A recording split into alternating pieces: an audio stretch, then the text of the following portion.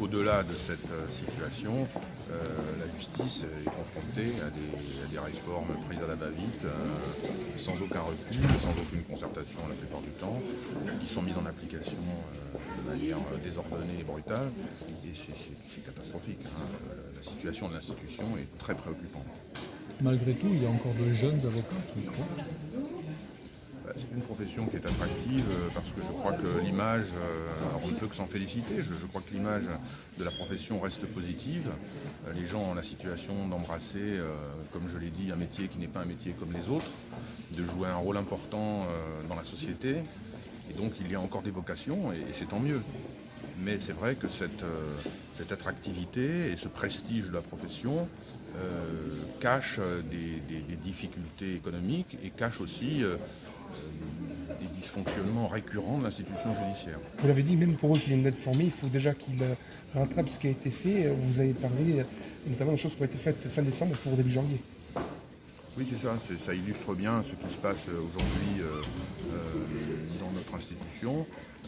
Même ceux qui sont formés, qui sortent de faculté, qui ont donc des connaissances à jour, si je puis dire, sont obligés de s'adapter parce que pendant la durée de leur formation professionnelle, on a déjà modifié des tas de choses. Et on les a modifiées en plus sans aucun recul. Ils n'ont pas eu le temps d'étudier ces nouvelles réformes puisque personne ne les a étudiées.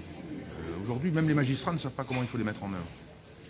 Vous savez, en ce moment, notre profession est mise à mal, notre profession est en danger, en tout cas une bonne partie de celle-ci.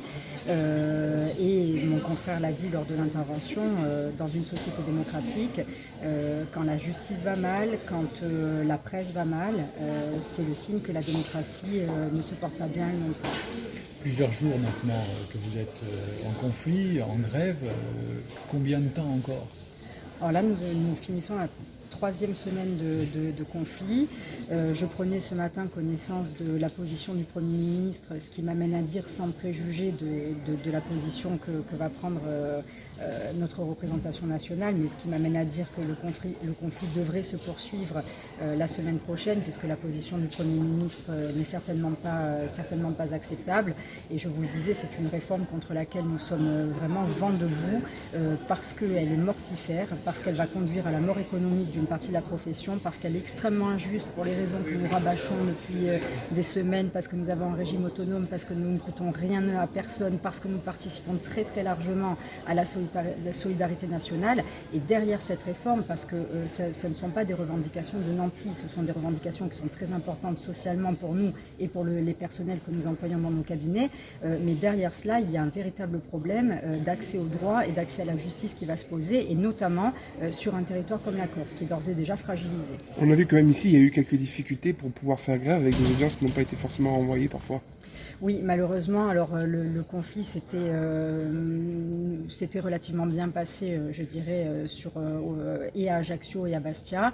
Et effectivement, depuis la semaine dernière, les choses se sont un petit peu tendues, notamment à l'occasion d'une correctionnelle spéciale et d'une affaire de cour d'assises. Ça sera peut-être le cas également lundi. Nous sommes en train de réfléchir à ce que nous pourrons faire lundi, puisque nous sommes encore, notre mot d'ordre est encore bien évidemment de solliciter le renvoi de toutes les affaires.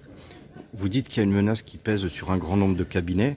Vous accueillez aujourd'hui de nouveaux confrères. Est-ce qu'il n'y a pas là un paradoxe Bien sûr, il y a un paradoxe très important, et c'est pour ça qu'à l'entame de mon propos, je disais que ces prestations de serment, elles s'effectuent aujourd'hui dans un contexte très particulier, puisque effectivement nous accueillons 5 jeunes gens.